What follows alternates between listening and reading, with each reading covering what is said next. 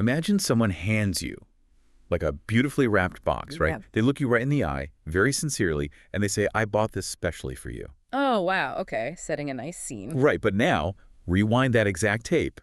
Imagine they hand you the exact same box, but instead they say, I bought this especially for you. Ah, yeah. That tiny difference. Exactly. I mean, one of those sentences actually means that you are the absolute most important person in their life right now, but the other one, it basically just means they went to a whole lot of effort at the store to get the object inside. It is incredible when you pause and actually look at the mechanics of it. I mean, we are talking about a single letter here. Just one letter. Yeah, one tiny, almost silent vowel, an E, that entirely changes the emotional and psychological DNA of that moment. It's so true. And, we're always looking for those tiny things we do on autopilot on this show.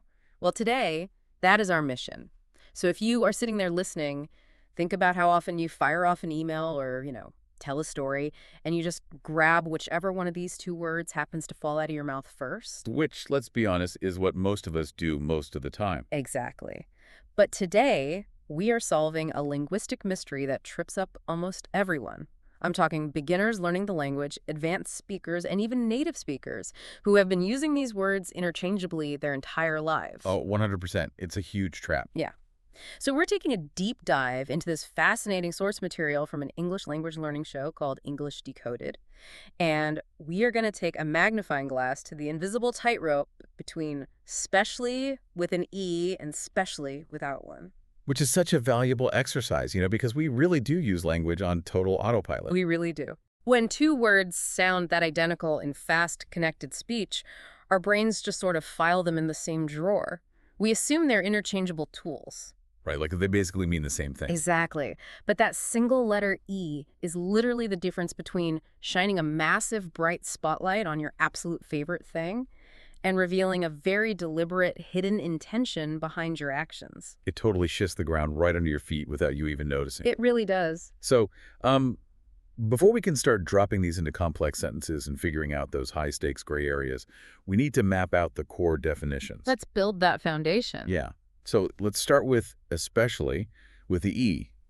The source explains that at its fundamental level, this word simply means more than others or particularly. Right, and let's visualize how the brain actually processes that. When you use especially, you're essentially asking your listener to look at a large group of things. Pick one single item out of that group and recognize that this one item is, more important, more intense, or more relevant than all the rest combined. It's basically a matter of degree. Precisely. So, like the source points out, think of a giant fruit basket sitting on a kitchen counter. You've got apples, oranges, grapes, bananas, and right in the middle, a few mangoes. A solid fruit selection? Right. Now, you like fruit. If someone offers you an apple, you'll happily eat it. But mangoes are the undisputed king of the basket for you. So you tell your friend, I like fruit, especially mangoes. And what is really fascinating about that cognitive process is what you are not saying. Wait, what do you mean? Like, what am I leaving out? Well, you aren't saying that you only eat mangoes, right? Or that you absolutely despise the grapes and the apples. Oh, right.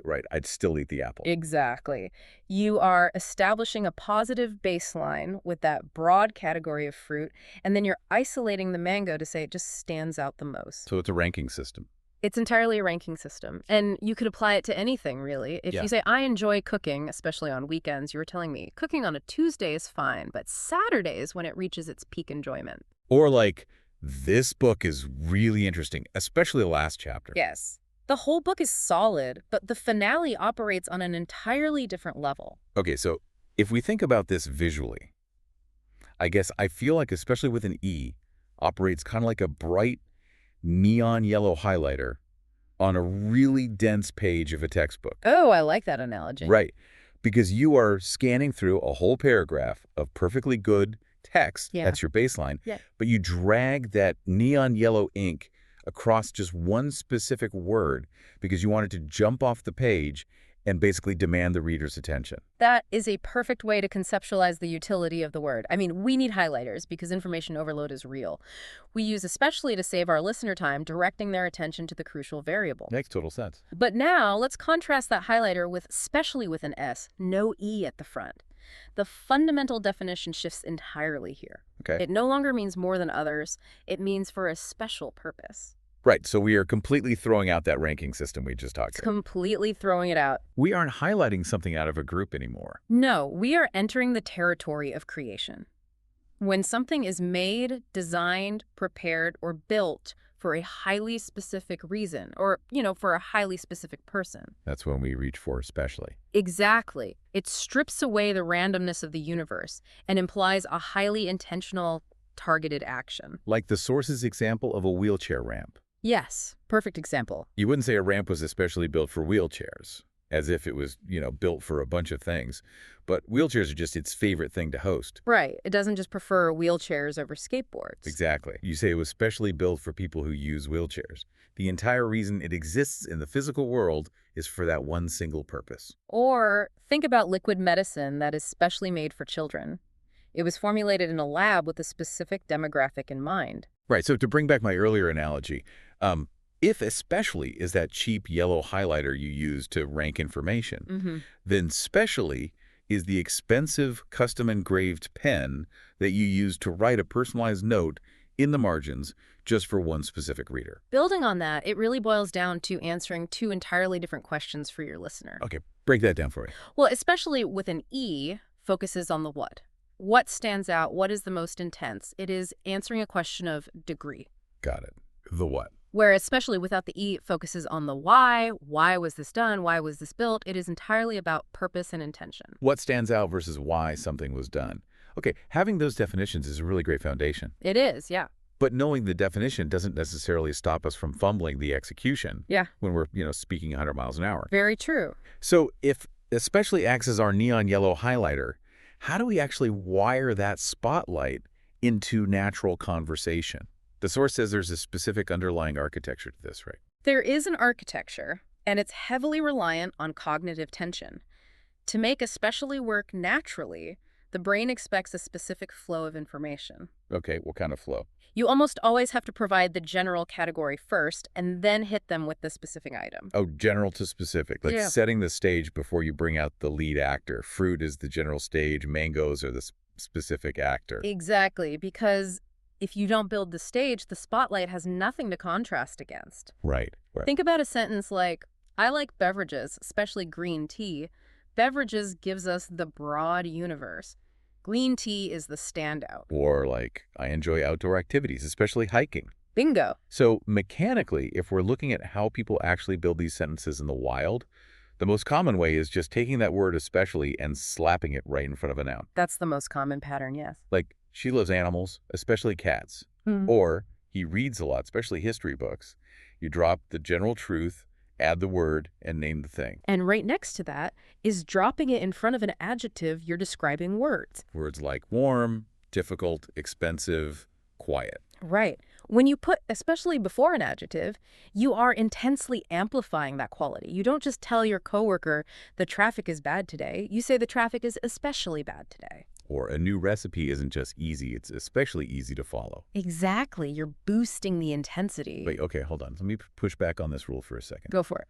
What if I step outside my front door in the middle of July, the heat hits me, and I just turn to you and say, wow, it is especially humid today? Okay. I didn't give you a broad category first. I didn't say, I hate all weather, especially the humid kind. I just gave you the specific adjective. So does that whole general to specific rule just fall apart there? That is the great question. But here's the invisible trick happening in that exact sentence. Even when you don't speak the general category out loud, using especially with an adjective always carries a built-in invisible comparison. An invisible comparison. Yes. It relies on the shared reality between the speaker and the listener.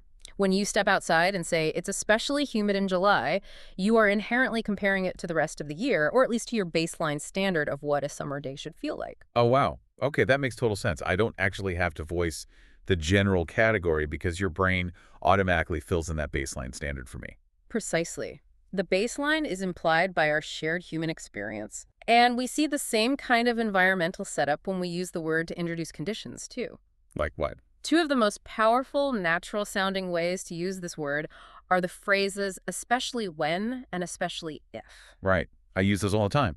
So especially when it introduces a regular expected situation, like I feel incredibly relaxed, especially when I listen to soft music. Exactly. The baseline truth is that you like feeling relaxed. The when introduces the specific trigger that amplifies that feeling. Or I make a lot of typos, especially when I am nervous. A very relatable example. Mhm. And if when deals with expected triggers, especially if deals with possibilities. Oh, so it introduces a conditional universe. Right, like you should definitely carry an umbrella today, especially if you're going out in the afternoon. Okay, yeah.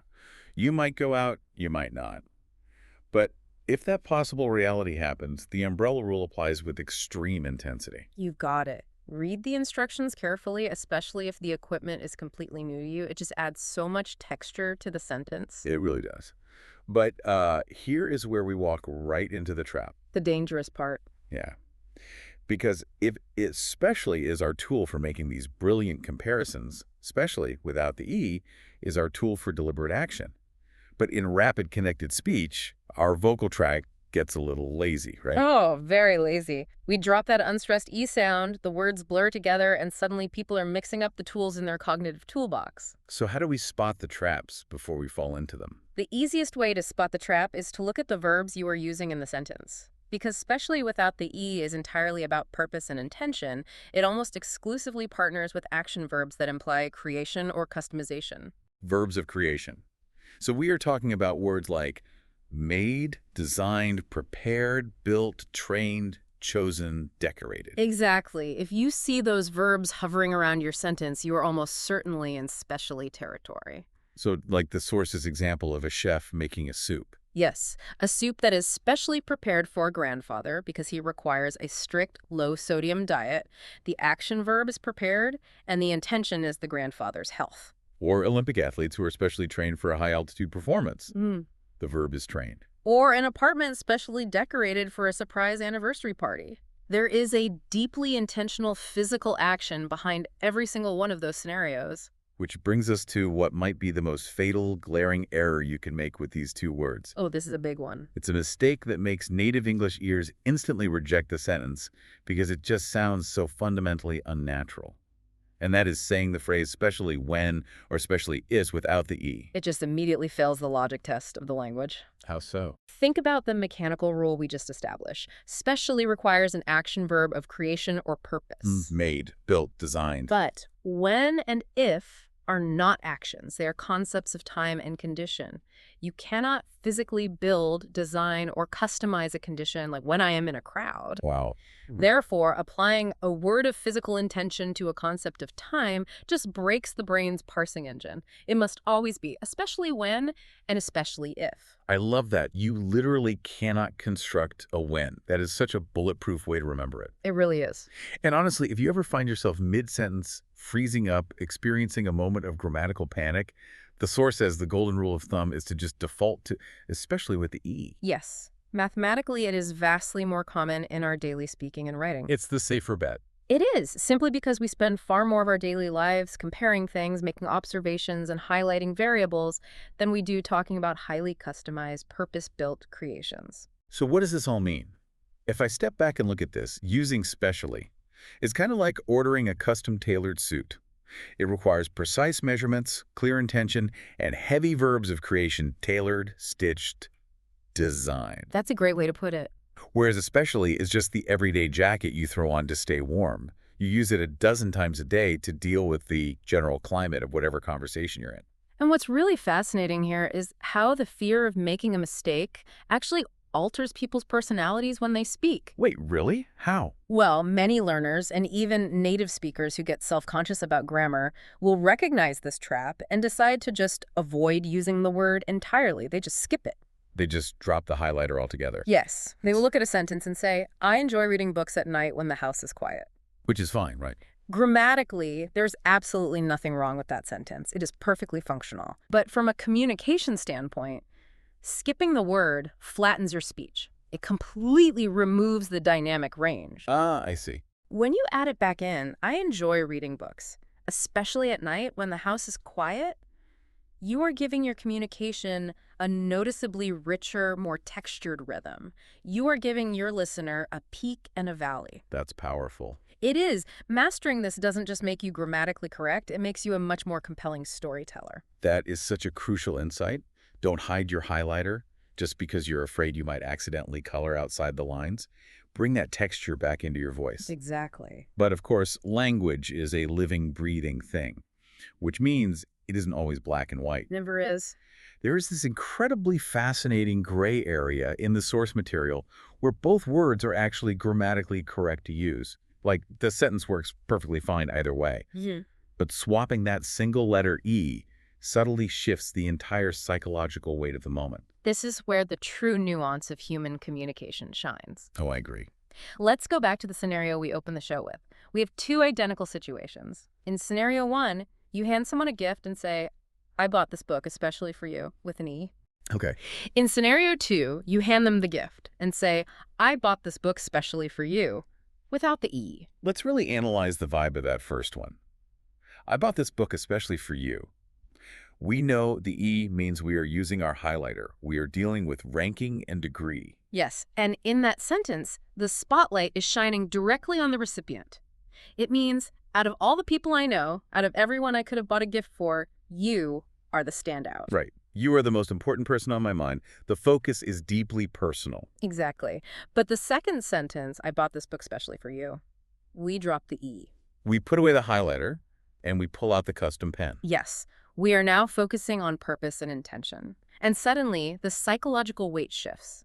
The second sentence highlights the effort of the buyer. Oh, interesting. It tells the listener, "I went out of my way, I hunted down this specific item, and I executed a deliberate plan to acquire it." So the focus shifts away from the inherent specialness of the person receiving the gift. And heavily onto the purposeful, labored action of the person giving the gift. That is wild. And it's the exact same dynamic if we look at marketing copy from the source. Imagine you're buying a winter coat. If the tag says designed especially for cold climates, the spotlight is on the weather. Right. It's saying, "This jacket works in all weather, but cold weather is where it truly shines." But if the tag says specially designed for cold climates, the spotlight moves to the factory floor. It highlights the rigorous, intentional engineering process that went into creating the fabric. It completely changes the invisible tension in the sentence. Here's where it gets really interesting, though. Okay. Let's say I am at a coffee shop or in a corporate boardroom giving a presentation or just chatting with a friend. And I want to emphasize how important they are to me, but I fumble the nuance and use specially instead. Ah, the real-world test. Right. Is anyone actually going to notice this tiny, subtle shift? Are they going to feel slighted? Or is this just, high-level grammar trivia that only linguists sitting in armchairs actually care about? That is the million-dollar question, isn't it? And the reassuring reality is no. A native speaker will almost certainly not stop the conversation to correct you. Oh, thank goodness. Nobody is going to throw their coffee at you because you highlighted your own effort instead of their importance. The brain is actually very good at inferring overall positive intent in context. Phew. Okay, the stakes aren't life or death. That is good to know. However, understanding this subtle difference isn't about avoiding punishment, right? It's about empowerment. Empowerment, I like that. It is about communicating with razor-sharp precision. When you know the difference, it allows you to intentionally emphasize exactly what you want to emphasize. Whether that's making the person in front of you feel like the most important human in the room. Or making sure a client understands the immense custom effort your team went through for them. It gives you total control over your own message. And if we connect this back to you, the listener, that is really the ultimate takeaway here. Why should you care about mastering a single letter? Why dedicate mental energy to a tiny, almost silent vowel? It's a fair question. Because precision in language isn't just about sounding smart or following the rigid rules of a textbook. It is a direct reflection of clarity in your own thought process. I couldn't agree more. If we connect this to the bigger picture, clear thinking leads to clear speaking. Absolutely. Knowing the exact mechanical difference between these two words ensures that your spotlight hits the exact subject you want it to hit. And it ensures that your deliberate, purposeful intentions are properly credited by the people listening to you. You want credit for that custom suit you built, and you want people to notice the brilliant insight you are highlighting. Exactly. We've proven today that swapping, especially for specially, can completely shift the psychological focus of a sentence from who you are doing something for to the effort you put into doing it. It is a small hinge that swings a very large door. That's a beautiful way to phrase it. Which raises a really important question for you to mull over as you go about the rest of your day. Think about your own daily conversations. Think about the words you just throw away. Right.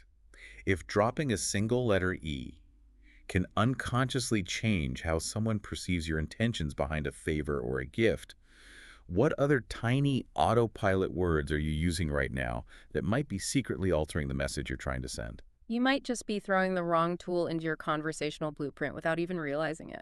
Pay attention to the tightropes you walk every day. Let that sit with you for a while. We'll see you next time on The Deep Dive.